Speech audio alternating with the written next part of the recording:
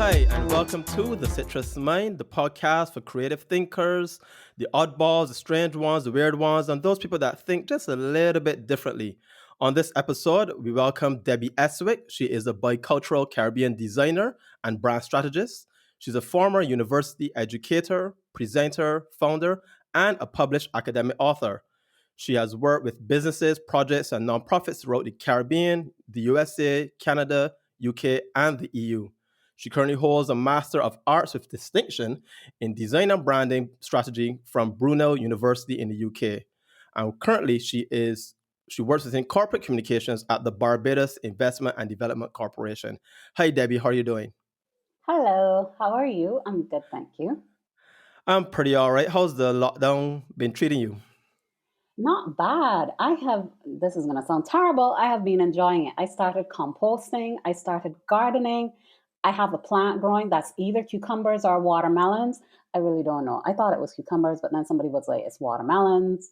So, yeah, I have Interesting. plants. Okay, good. So that means you've been taking it pretty easy. I'm working hard. I started a couple projects too. Right. Well, I don't mean that you're on vacation. I assume you're still working pretty hard. So we are just going to jump right into it. How did you really stumble across into the field of creativity and design? That was a whole journey. I actually started out college in literature and history, and Oh, halfway through that, I I felt my calling. So I quit literature and history, transferred to visual arts, and from there I got into the design program at BCC. So BCC's program, you go into visual arts, and then you can pick graphics or fine arts, and I picked graphic design. okay. And BCC would be short for, Barbados Community College. all right, just making sure, right? Okay, that's kind of cool. I normally ask that because the story of how people stumble into creativity varies from creative to creative. Because for myself personally, I will often tell my friends and family, like, I can't count, I could barely read, writing is a struggle. Like, art was one of those things that I was always good at, but my story isn't somebody else's story. So it's really interesting to hear that you are this brand strategist and you start out in literature and history. So it's quite the jump, right? So that's pretty cool. Next thing, from your experiences, because I mean, you've been in the US, the UK, the Caribbean, the EU. How do you view branding and innovation or brand strategy in these different areas, in these different countries? Okay, so brand strategy, I'll separate that from design for now. I find brand strategy is more developed in the UK. It has been in the conversation for a long time there, whereas here in Barbados, when I hear people talk about brand strategy, I hear only some of the, popular things that people say. So popular quotes, but that's not definition. They're not definitions. So they're just anecdotal quotes and that kind of thing. So a lot of people have completely different understandings of what branding is. Right. So actually, if you don't mind me jumping in there, for the layman who might be new to these kind of terms, what would you consider brand strategy to be? So strategy being the planning side of it. So really planning how you are going to build a consistent image and kind of positioning of yourselves in the minds of the public, well, of everyone, because it's your consumers. That's one set of people. It can be your employees. You can have internal branding, which really specializes in the brand experience that your employees have. So there are a lot of different stakeholders of your brand, and in your brand strategy, you're going to look at how are you going to reach and engage all these different stakeholders, and you're also going to look at what touch points are you going to use to do them. What tools are you going to use to reach them? Sorry. What tools are you going to use at those various touch points in order to engage these people? So let me break that down because I know that sounds real confusing. Yes, for the layman person. Yes. So for the layman person, if I am a company, I'll develop my brand strategy and think about how my employees are engaged with my brand. I'll have a set of what we might call brand pillars. So if I say, well, my company is fun, we're creative, and that kind of thing, then the experience my employees have should reflect that. So I will think about what programs am I going to have for my employees that reflect fun and creative. If I think about my customer, I'm also going to think about what are the touch points that I can engage my customer in. So my customer can come on my website, that's a touch point. My customer Right, can come on right. my store, that's a touch point. So then what am I going to do? And this is where design comes in. This is where it gets very design central because design is the vehicle to get there. What am I going to do in my store, for example, that is going to give the customer a fun and creative experience? So your designer then is going to step in and they're going to work with you. What kind of colors you should have in your store? What kind of shapes you looking at? Do you have patterns? Do you not have patterns? What are the objects in the store? What is the experience you design for the customer from the time they walk in the door to when they leave, when they go home, or even after that? What experience do you design for the customer to make it fun and creative and that kind of thing? So yeah, it can get deep and intense. Right. I can imagine. So just to track back a little bit, now that we've given given each other a bit of an idea of what brand strategy is, you're giving me an idea of the difference between the Caribbean versus the UK or the US or Canada for that matter. Yeah. So in the Caribbean, when I hear people talk about branding, I get a million different things coming back. Some people will say branding is a promise. That's the much older one. Not as many Right. people say that. No, but a promise is a promise. A promise is not your brand. If you say, and you promise the customer, we're going to be fun, and the customer and everybody else says, all your street people are all bad. How is that your brand? Right. All of you treat people really badly. Yeah. Oh, right. Bajans, Trinidad was say, oh, yeah, Bajans are so wanna treat people real bad. And I'm pretty sure from your experience, the Canadians and the Americans would probably say something different. So yeah, Yeah. I don't mind the term. Yeah. So there really is this balance of what you project and what people perceive in branding. And that's not necessarily the conversation that you hear in Barbados. You just hear the anecdotal terms about branding is a promise or branding is what people say about you. They pull that quote from somebody but didn't analyze the context in which the quote was said or look at what really are definitions. Because a definition is different from a quote. A Right, right, definition will right. stand up on its own. So it's really important to have a definition because then, if you say, for example, your brand is what people say about you, you're not looking at what you're projecting. There is no strategy. It really is just what people say about you. When really for branding, you need that strategic side of what you project and you determine, what are those brand values. That's you. That's not outside. You determine that, decide to project that, and then people will perceive it. And the two of Right. that, So those if I was to projections, translate it, oh, mhm, sorry, continue. right. So both that, what you project and what people perceive, all of that goes into branding.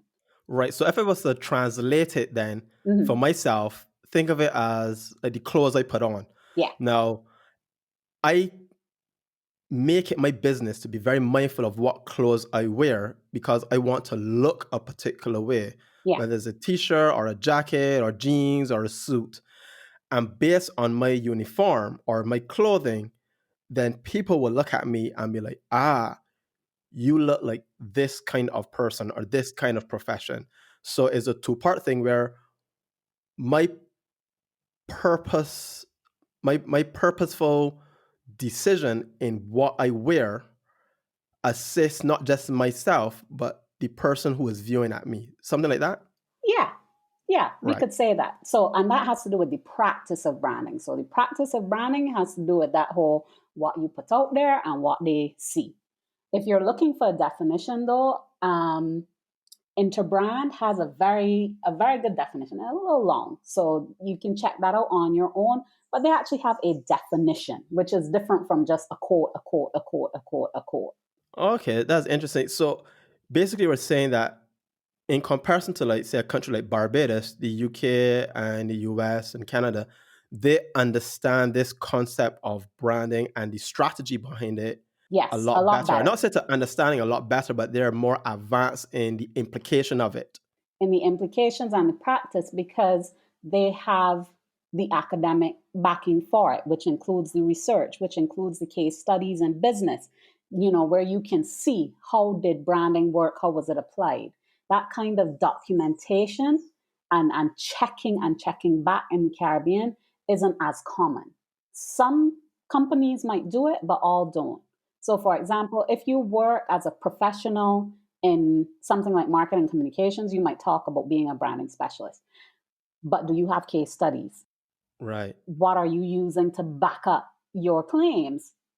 That is objective, not just I did this time and it worked, because in academia, we would say that would be anecdotal.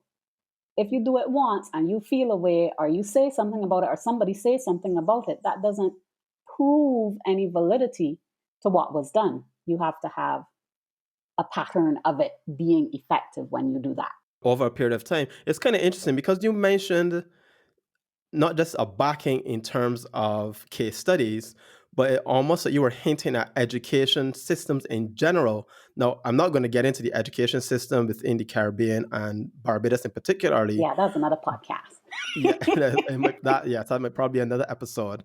But it almost feels like if that is a point where we should be starting as well in terms of introducing branding and strategy and the idea of branding and strategy, not just necessarily in the creative sphere, but also in the marketing classes, maybe also in the business classes in particularly, so that when you have these marketing professionals coming out of college and university, that isn't on the basic level of understanding marketing or branding or strategy, but maybe a more wholesome approach and understanding to it. Because we find sometimes that people might not even fully understand design Hmm. in itself, because design is such a broad field, let alone brand, Series of fields. let alone branding, let alone brand strategy. Because branding, from what you're telling me, branding is one thing, the strategy is completely different. But you can have a brand strategy. Usually, when people say strategy, they mean the business strategy. Right. And your Okay. brand and your business strategy should be intertwined. If you got one brand strategy and another business strategy, you're shooting yourself in the foot.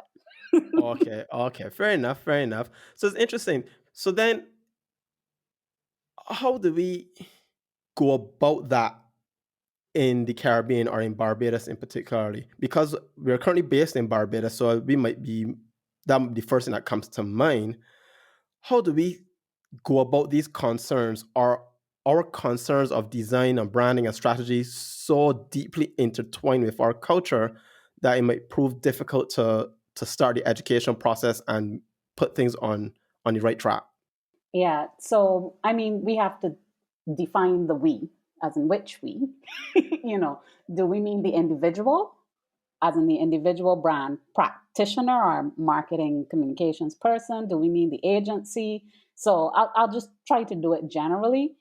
I'd say one, education is important. Hmm. So, and not just reading the opinions of people. Like, look for stuff that has been, in academia, we have a term called peer reviewed. That means that a lot of people who are professionals and who are experts in the area have looked at this thing and validated it. Right. So that's one, the legitimate education, because in the day of internet, we can read anything online. Anybody can publish anything. But just because it was published and has a lot of likes doesn't make it valid. It might make it interesting, it might make it exciting, but it doesn't make it objectively and measurably valid. So what makes it valid then? Because I mean, for somebody like me who doesn't like reading, um, So I don't know if I'm going to be publishing anything anytime soon, but Mhm. what helps to make something like that valid? So that brings us to our second one, case studies. Document case studies. So if you read a good case study, it'll tell you what was done and what was the outcome. And it's in the outcome that you find validation. So, for example, and this is where I would encourage people to start documenting their own case studies. So, measuring their success and analyzing why did it work? How? What did I do specifically that made it work? What am I going to tweak differently next time? And that This kind is of a thing. lot. This sounds like a lot bigger than me checking the insights on my IG posts. Oh, way, way bigger. Cause like saying dollars. Fair enough. Fair enough. Yeah. Oh, yeah. That's a pet peeve of mine, though. What's And that? I mean, I do understand that social media management is generally about likes and that Right. kind of thing. And that's nice. But likes don't turn into dollars. Likes aren't the same thing as actual engagement. When somebody comments on your post, that's a step forward. That's not just a like. When they inbox you and ask you a question, that's really much more valuable. And that kind of stuff takes way more time, takes way more effort, and you can't fully control it. Oh, trust me, I know because it's so weird. I've done some posts, let's say over the last year and a half, and sometimes I might post something, sometimes a little bit controversial, and it goes viral. Yeah, And I'm always shocked by it because when I look at my page, I see like 2 likes or one yeah, share. And then in about an hour, I have like 16 people messaging me saying, yeah, yeah, yeah, let's, I am seeing your work everywhere. I'm like, yep. what was really going on? Because the likes doesn't give me a good indicator of what goes viral. And then even when I have posts that get like 100 likes, it has like absolutely no comments on it. And then it just dies there. Hmm. Yep. But where that ties in with your brand is still growing because what you have people who are sharing your work among themselves. And I mean, I know your logo is usually on it, you usually put that on, so they can at least recognize that the next time they see something. And you have quite a distinctive way of doing things, and a certain wit that's always there. Oh, so when we talk about some of these little things, which are very, very hard to articulate. Like there's a term for it, which is called semiotic invariances, where I think that's the correct term. I All can these double big check words is going to it. confuse my brain. Yeah, them is big words, but they mean a lot. And these are these little, little things that you will embed in a brand to make it distinctive. I could explain it in music. So, like, if you know the music of Lin-Manuel Miranda, the guy who wrote Hamilton Right. and who did the soundtrack for Moana, there are these little things that are in all of his music, and it's almost like a link, so you can recognize his music without even hearing his name. No, actually, I could get that because, like, especially growing up in the 90s, not to age myself, although I'm still quite young, like, me and my friends, we were heavy into music, and Timbaland was like one of our favorite producers. Yeah, And is that you could know a Timbaland beat by the little snares he might use or the little yep. weird noises he might use. There are these little signatures. Yeah, exactly, exactly. Your little signatures that you would put into a track. And it's funny because when I think about paintings, is the same thing, right? Yes, it is the same thing. And an expert designer or visual communicator knows how to do it without being repetitive and boring. Because people always think, well, that is your color. You need to use the exact shade, tint, everything, all the time, everywhere. If these are some of the elements that we use, we need to use them the exact same way all the time, everywhere. I must always have it the exact same way. But that is For so boring. consistency. Yeah, consistency matters. And when you understand those little invariances and that kind of thing and what you are weaving in to make a brand, then you can get creative and do all kinds of things and people still know it's you. Coca-Cola does it really well. You listen to their music, you will hear it. I don't want that. Okay, so my brand color is orange, right? Yeah, Orange and a few variations of it, a couple yellows and gray. which is But great what are because those that people gives you like? I variety. I don't feel like orange today. Like I love green and but uh, I don't want to use green today. Maybe another day I want to use red. Why can't I just do that? Like why can't I just use the colors that I feel it on a day? Or furthermore, maybe I have like four colors in my brand identity. Why can't I just use all four colors interchangeably? Well, yeah, you can. If you've built out your brand identity and you have a series of colors, go for it. You could get creative because it's you doing stuff consistently that helps to build your brand and helps people recognize you out there. So even though you have orange, blue, and whatever other colors you want to have, you only use these colors and tints and shades of these colors. Yes, you can use tints and shades of those colors. And if you work with a professional designer, they will know how to even weave in other things and still make it work without forgetting, your foundation and how to keep your brand recognizable. So yeah, you can if it is in your strategy to have all these wild and multiple colors, go for it. There's some brands that do have that. I can't think of one off the top of my head that is extremely, extremely colorful, but I know there are some. Right. You know who is Brightline? Brightline, Okay. which is owned by TED Talks. Okay. Um, they have way more colors because everybody knows TED Talks has the red and they have Yeah. the black and, well, white, which black and white aren't really colors. Right. Let's not get into the technical side True. of what is a color versus a neutral. What is a color and what is not a color? Yeah, But yeah, yeah, yeah, yeah. Brightline has multiple colors, but you still know it's Brightline because they have a certain style. So things like fonts and where you place Hmm. the messaging and the sound of the messaging, all those things will play a The part tone of in the voice, brand all of and the that. strategy that you're using.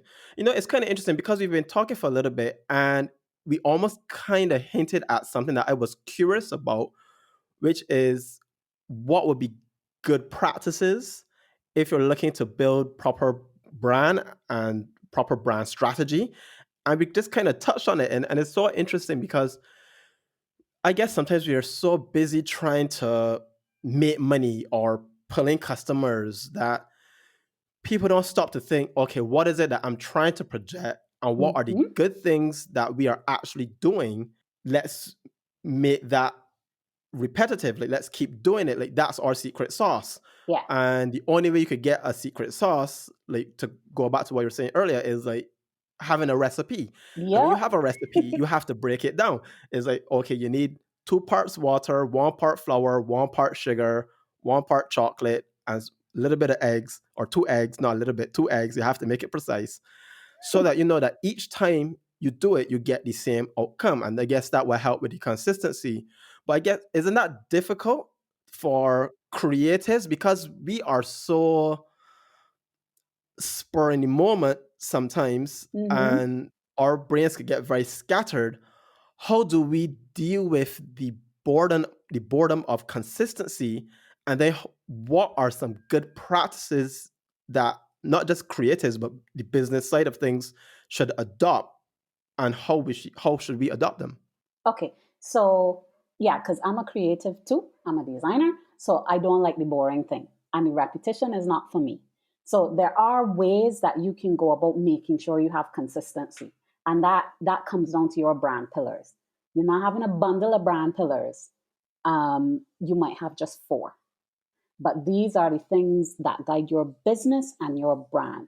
So when you're thinking of doing something, ask yourself, does it align with my brand pillars? So if I say that one of my brand pillars is, to be natural or to be sustainable, they're two very different things. But, then if I'm thinking of doing something, I need to ask myself, does it align with that? Right. If it doesn't, then I need to think about it. It doesn't mean I can't do it. It means I have to think about how I execute it so that it can align. And then if these are my brand pillars, I will also ask myself, well, how does this influence what packaging I have? If I say I am natural and I am sustainable, then am I going to have really harmful plastic packaging? Not necessarily. I might opt for certain colors, I might opt for certain textures, that kind of thing, because I want to keep that consistency And I'm glad that you kind of separated natural from from sustainable because they're very sustainable. different. Because yeah, because I could got some natural products, like I could go and pull some stuff from out of the forest. But if I pull out so much that I do the planet harm or the environment harm, then it's not sustainable. Yeah. So yeah, I'm really glad that you kind of separated those two things. Yeah, I can give you a real example from a client. So there was a client I worked with at the BIDC, Immoral. We would have worked on developing her brand. There's actually a case study on our BIDC Facebook page. You can go check it out. And when we worked together, we identified what her brand pillars were. I would have helped her develop those semiotic invariances, that kind of thing. She doesn't need to know that technical side. She just knows she has packaging. She has a series of patterns. There are different layers of patterns. We would have talked through how she's going to continue to maintain her brand after she's finished with me and that kind of thing. Right. And just last week, I went to a place and I saw a new gift set that she had. I saw the packaging for a new gift set that she had. And she completely followed, it was in keeping with her brand. I could see it. I could see that she considered, is this a right fit for my brand? And then she went with it because it aligned. She tries to source all her ingredients and stuff like that from the Caribbean. It's very, very Caribbean. Right. Um, she tries to keep it as natural and safe and healthy and that kind of thing as possible. She's concerned about sustainability, the environment, and all that kind of thing. So the paper of the box that she chose, she could have picked any type of paper, but it was a natural paper because that was a good fit with her brand. Whereas the tops on her high end things, which I don't think are available yet, I don't know, but they were at BMX. She had them on display at BMX. The tops are wooden tops because that has that whole natural feel too. So she's being consistent in all these different ways, and all of it is guided by her brand pillars. So she's not limiting her creativity to say, I could only work with brown paper or I can only work in these colors. She can be very colorful and she has lots of room to play. Right. I guess what you're basically saying is you get over the boredom by trying to find things or practices that fits in with the general direction of your company and not to carry it down to specifics. So you will carry some things of your strategy into specifics, but some aspects you kind of keep general. So like how you say, if you're about natural and sustainability, then there's a wide range of materials that you could use that are natural and sustainable. So you might not be Mm-hmm. necessarily pigeonholed into only using banana leaves. You could use any kind of leaf, and as long as the colors of the packaging are consistent, then that helps with everything. Because to be honest, when I think about some of my posts that I make, and sometimes it can be a little bit haphazard, I don't know if I really spend a lot of time really thinking about the consistency of my messaging. And I don't know if it's in particularly natural either, because I don't want to say like I'm boasting about it. It's like I just kind of do me. And Yeah. I guess because I'm pretty consistent in my behavior, by extension, my work and my branding and my style remains consistent. So it might be a little bit more ingrained than me purposely thinking about it. But what you're recommending is that people should really sit down and purposely think about the consistency, the strategy, the direction of their brand and where they're taking it. Yes, they should. What I would say is that there are a lot of designers who are highly intuitive. So they don't articulate that stuff and they can't. Even if you ask them, they can't tell you, but they know it. And I mean, what I would say is if a person hires an expert designer, the designer can take care of it. So, I mean, so for even the example of Immoral, she doesn't use all the same colors, but her whole system is designed that she can swap out colors. But what remains consistent is the style. So there are a series of layered patterns. She can swap out a color on a layer and that kind of thing, and it still looks like her. So she Right. can, Okay. when she does a new product, if she has one in, say, bamboo and clay, the color of that is going to be very different from her papa and whatever else product. Completely different colors, but it still looks like her. The style is the same. Right. Fair enough. That's kind of interesting. And I guess that comes back in with the consistency. So then just to touch on it then, or now that it's coming to my mind, what are some mistakes that you would see happening when it comes to branding and brand strategy? Not necessarily just in the Caribbean, but sometimes in the UK or the US or the EU. Is there a way to compare the different kind of mistakes based on culture? So, like for example, if we're in Barbados, like mentioned before, we might do a certain kind of mistake, right? Consistently because of our cultural setting. Whereas the US may have a particular set of cultural mistakes that they may make. Is that even something that goes on, or just generally we in the Caribbean just make mistakes that the UK and the Canada and the US have already overcome and they're gone off in a different direction altogether? I wouldn't even say so. Everybody makes mistakes. So we make mistakes and them is make mistakes. One of the mistakes that can be quite common, and I'll give you a real example out of the UK, um, is the fear of people might not like it and then you change it and you change it too fast. When, if you've done your research, you've done the work, if you were to hold out, you might see that it works in time. Right. You can always make little tweaks and that kind of thing. So the example I would give is British Airways. So I met the brand manager, no, he was the design manager of British Airways. Many, many years ago, British Airways had rebranded. And their within their brand strategy, part of it was to make these beautiful tail fins that represented the global focus of British Airways. So, like, you had one that was representative of like patterns and whatever from China or wherever, and someplace else, and so on. So it was completely different from anything anybody had seen.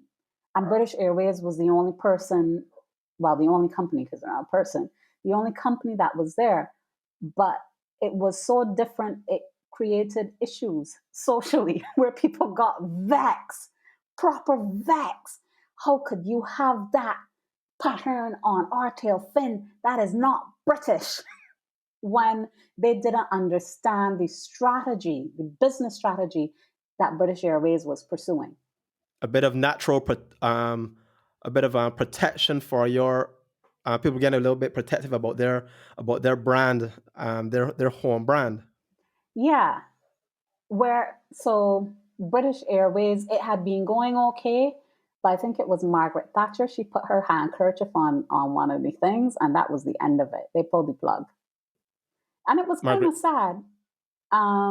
Margaret Thatcher. no, no, it's just that you broke up a little bit there. So you're saying that Oh, yeah. that She put her hanky on one of these planes or the tail fins or something like that. Basically, as you know, British people are not going to cuss you out like an American would.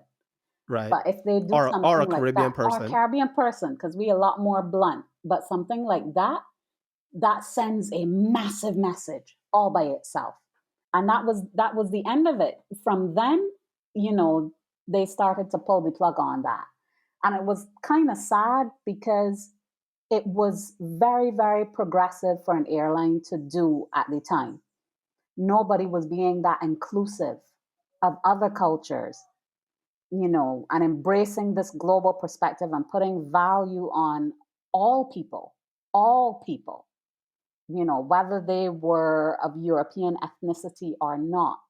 Their culture had value to British Airways.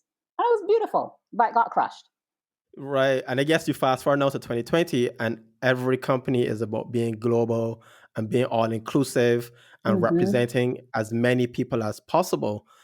And I guess that's sometimes not a mistake, but I guess the concerns that we may have where sometimes the ideas and the strategies that you may come up with may be too far ahead of its time. Yeah. And it's interesting because, like, I honestly, when I think about some of my more controversial work, I don't think I've ever really thought about how I would be viewed per se. Let me caveat that with every time I click send on that post, I am terrified. Like I'm thinking I'm never gonna work again in this country. I gotta hide. I gotta hide my family, go through an underground railroad or something. But as I'm designing it, I'm never thinking, oh yeah, like how would this be received? Like that Yeah. comes after I hit send. And by the time I hit send is already out there and like, I can't pull it back. Yeah. Right. I just have an idea and I'm like, oh my God, this is going to be so funny or this is going to be so wrong. I really probably shouldn't do this, but you know what? Let's have a laugh. Click send and it goes. And I guess I probably leave it up to my public or my followers to let me know if I was successful or not. And sometimes not everything you put out will be well received. But then in other cases that you're saying, you might have to give things a little bit of time because people are so against change generally Mm-hmm. that you have to give people time for things to settle in and for things to simmer down. And then people become like, okay, yeah, this actually makes sense because why can't we be global? Why can't we be incorporating other people? Because when you think about the UK, um, you think, especially like in England, you think about different people from different backgrounds, different ethnicities coming together in a location, and that adds to the value of the country. And it's something that I Mm-hmm. guess shouldn't be overlooked, right? So, just to continue a little bit more, what are some other mistakes Oh, that I you have think we one should be more looking thing out to for? add Oh before yeah. we continue. So, I mean, like while you were talking, the branding of the Olympics when they were held in London, that was one that was also very controversial, but they stuck with it I remember because, that. I did not like that logo at all. I was like, "Oh my god, the people got paid to do this?" Like, yeah, no. I remember the big noise around that logo I in remember it was particularly. controversial because, like, people, when they think of Britain, they think tea and crumpets. And the logo was not a tea and crumpets logo. But if you've lived in London, that kind of wild freeness kind of thing is a lot of the experience that you'll find, say, in Camden or in certain areas, that kind of thing. And London is quite diverse all by itself. You know, British Airways, when that thing went south, it also had practical implications. But even though there were practical things, that is not the reason it ended. The reason it ended was very much similar to the London thing. It was about the public perception and the public outcry. But the Right. practical side, which is what businesses here should consider, if you are thinking of pulling the plug on something that you did in terms of developing your brand, make your decisions practical rather than just making them, I don't feel like I like this right now. you know, Not saying that feelings aren't valid, they are, but think about the practical side. And if there is no practical justification, maybe a rethink that you need before you make the decision to pull a plug. On the practical side, like British Airways, the air traffic controllers, what Hmm. hadn't been discussed was that they used to identify planes by their tail fins. Yes. Yeah. So It when is a British marker. Airways had multiple tail fins, it was like, who's that? They didn't Right. know who it was. So you see a plane flying through the sky, and unless you can see the side where it says British Airways, you didn't know who it was anymore. Right. That's actually interesting because I knew that, but I found that out in my latter years as a professional. Not saying I'm old, but a few years into my professional career, that that was the case. Like it never crossed my mind. Like you knew, like I knew, like okay, yeah, the airlines are branded. Like we Hmm. had branding projects for airlines during school, but it never crossed my mind to think the air traffic controllers and other airlines who are Hmm. flying maybe a Or in few the hundred skies. miles behind or to the side also use it as a a key indicator for who they're flying close to. And I guess that helps with the scheduling of everything. So if you know that British Airways or Caribbean Airlines is leaving Barbados to go to Trinidad and it's going to take X amount of time, like if I'm the second in line after them, like I should know a plane in front of me should be Caribbean Airlines or British Airways. If anything, like helps with the order and the structure. So I guess we have to think about the public view of it, which you're right in saying, because I guess that helps with the brand identity. But more important is it practical to keep it, and is it Hmm. practical to get rid of it? Now in their case it was probably practical to get rid of it because no one knew who Who the they hell this were. plane was flying through the air. Whereas I guess maybe in the Caribbean or in particularly Barbados, we might be more invested in the emotional outbursts of things. And from my personal experience, I mean, I'm not an expert in this area, but what we often find is that you may get like 3 or 4 people keeping a lot of noise, but the greater public can't be bothered, Yeah, right? And so then we might pull the plug on something because a few people kept noise. Whereas if you had given it a little bit of time, those noises would have died down, and what could potentially be a very good idea dies on the vine. yeah. And you know what's very fascinating about what you were talking about and how you pulled it out? All of this has very much to do with design. Whether it's, does the population find this thing desirable? That is very much in the realm of design. Do they like it? Whether it's the practical side, is this thing meeting the needs, the critical needs of air traffic controllers and other planes to identify what this plane is? Is this thing feasible? Is it viable? That's design. That's what design considers. And like, I mean, this is a slight segue, but one of my frustrations is the very limited and I would even say damaging understanding of design in Barbados and the Caribbean. And I don't mean just from the layperson, I mean all the way into our policy documents and so on. We cut ourselves off at the knees when we do not understand design, and therefore we can't value it, and therefore we can't support it because it's not the same thing as art. And while it is creative and supporting creativity is good, design is a little bit different in that, I like, there's this academic person, Dr. Terry Irwin from Carnegie Mellon University. She's one of the foremost people in design academics. And she would have talked about design being feasible, viable, desirable, all design disciplines. So whether you're a product designer, a graphic designer, whatever, design has these things in common. It looks at feasibility, viability, desirability. Whereas in the Caribbean, we just see the desirability side. It look pretty. So we treat our graphic designers like pretty fires. You call them Right. when you want to We look want the pretty, bells and whistles, but it's like when you but hear then look at the substance. right, when you think about design, you're just thinking, oh, can you do a logo for me or a flyer or a poster? Hmm. Oh, you're a And that designer. drives me mad. It drives me Yeah. mad Yeah, because because, design is greater than that. I mean, in its basic term, in terms of how I might operate in my yeah, day-to-day business, yeah, that's how I get paid. yeah. But when I'm thinking about it, I'm not just thinking about, oh my God, I just want to create a pretty poster. I'm Mm. thinking about how can the person read it? Can it be Yes. read?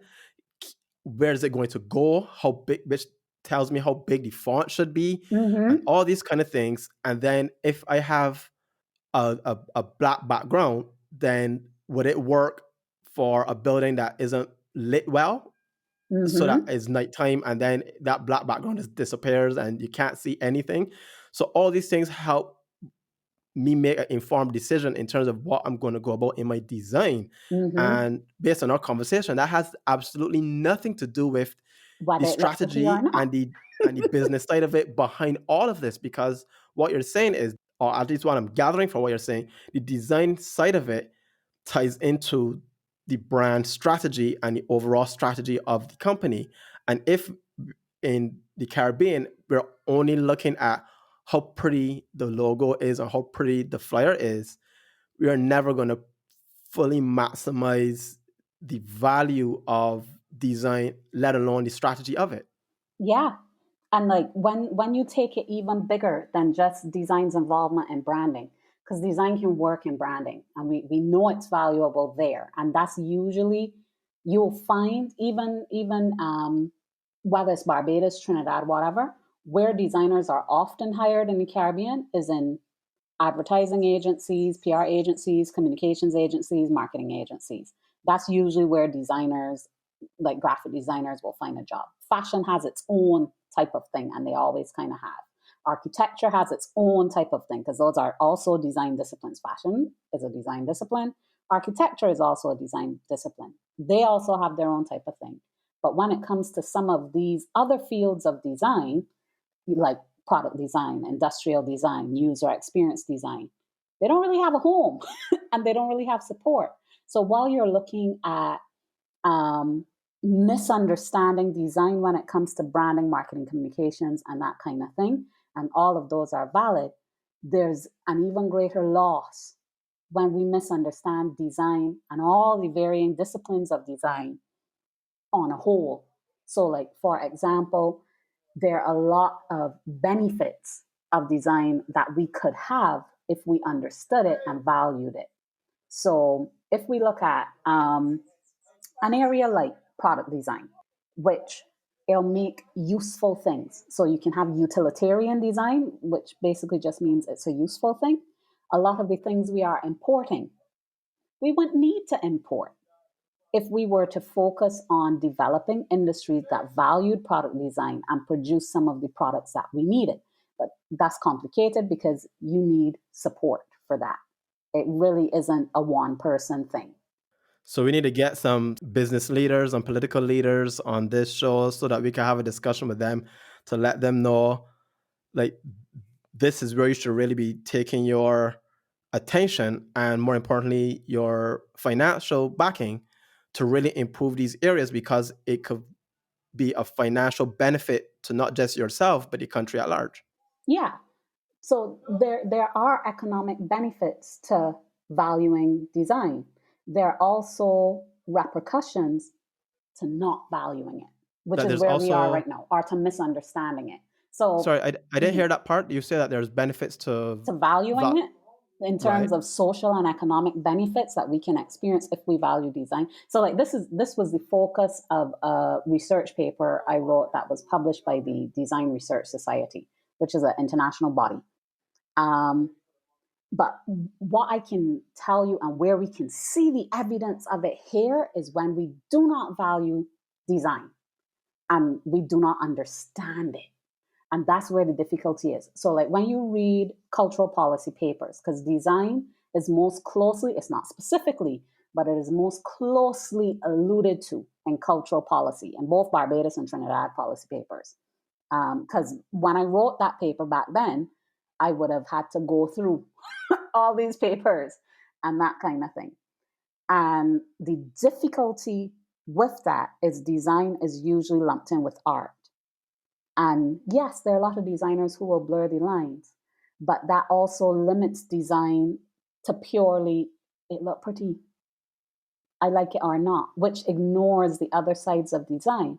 And when you think of how to support the arts and how that whole area is structured, you're not looking at feasibility, viability, desirability. Because craftsmen who work in the arts, because they're craftsmen and they're kind of like artists, they can spend a lot of time doing something really intricate. It's going to be really beautiful, but it's not viable.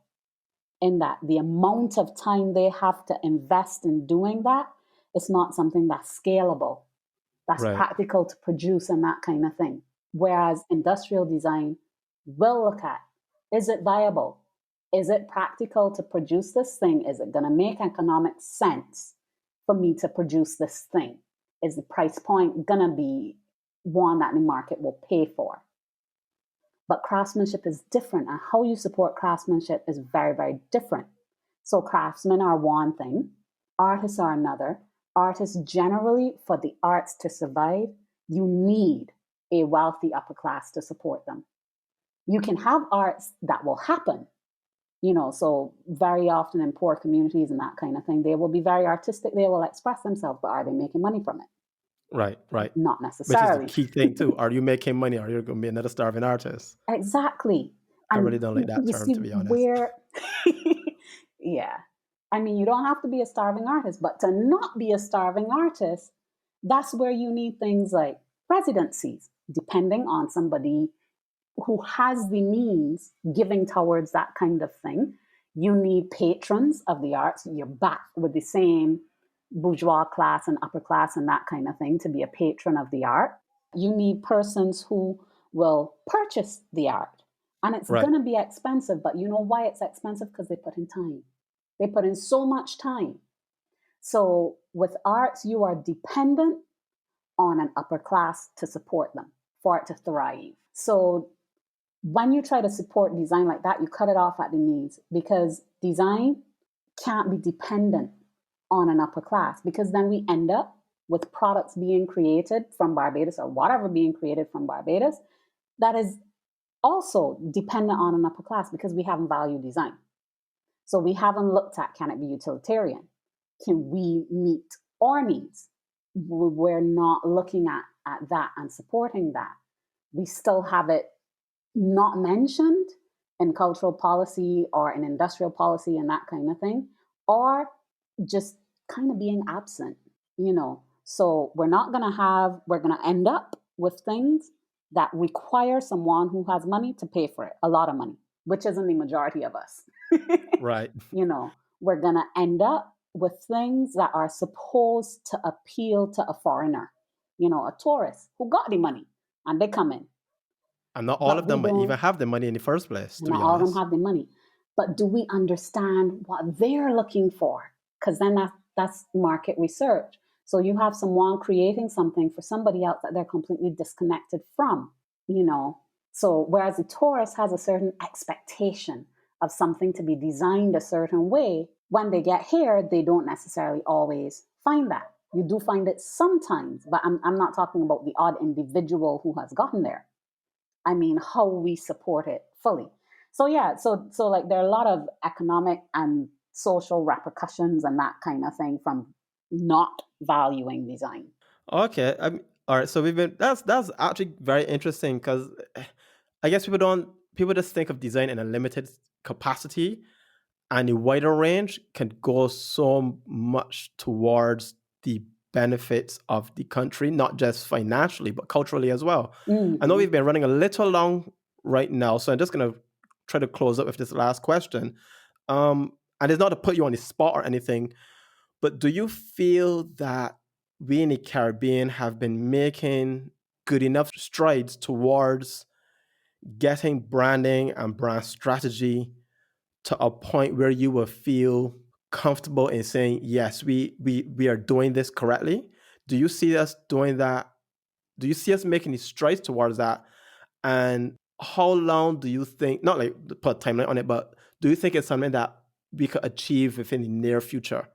That's a hard question to answer because I have not been specifically tracking what everybody's been doing Right. in these areas. I do know that the conversation around it has become a lot more popular. Like when I came back 10 years ago, branding wasn't a thing, Right. but now it is. Now you have places. So I'd say we've made a lot of strides because you're having places that specifically say we specialize in branding, which didn't exist when I came back. You're seeing a lot more companies and people pop up that say they do design. And you've even seen like some improvements. I've seen products get out there now where you can see this person invested in design, as in small business products, which wasn't too popular back then. Small businesses who are coming out and they have really designed labeling and packaging. And I mean, part of that BIDC has really helped with that because it has supported The businesses small and, businesses. yeah, small businesses and that kind of thing, and given them access to design services. So I think we have come a ways, but we still have a ways to go All in right, both that's true. branding That's and true. design. All right, that's true. All right, Debbie, I'm gonna call it a day for now. And if you are a small business in Barbados, and well, it could be small to medium, and you're looking for some assistance in terms of investment and development, you could always check out the Barbados Investment and Development Corporation, Yes, BIDC. and you could probably just call and ask for Debbie Estwick. No, don't do that. I No. just kidding. Don't just You call don't the call and ask for me. just You call the call number and ask to speak to a business development officer. right, and they have some fantastic people down there that will really help you out, so you could check them out. And Debbie, thank you very much for being on the show, and hope you all the best. Wish you all the best in your future endeavors. Thank you. It was great being here. Thank you very much for the invitation. This was fun. All right, no problem. Have a good one. You too. Bye bye. All right, that was Debbie Estwick, a brand strategist, former university educator, presenter, publisher. She currently works at the Barbados Investment and Development Corporation. You just want to give her a big thank you, and thank you for listening. And I'll join you on next week's show as we continue this journey of peeling back the layers of the citrus mind. Peace.